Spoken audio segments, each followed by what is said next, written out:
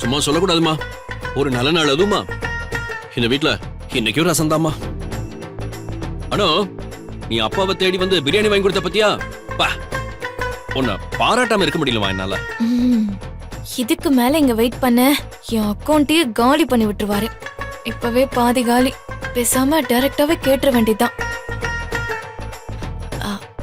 அப்பா. சொல்லுமா, பிரியாணி வேண்டாமா? ஆஹா அப்பா, இந்த ரேணுகா அக்கா இருக்காங்கல்ல,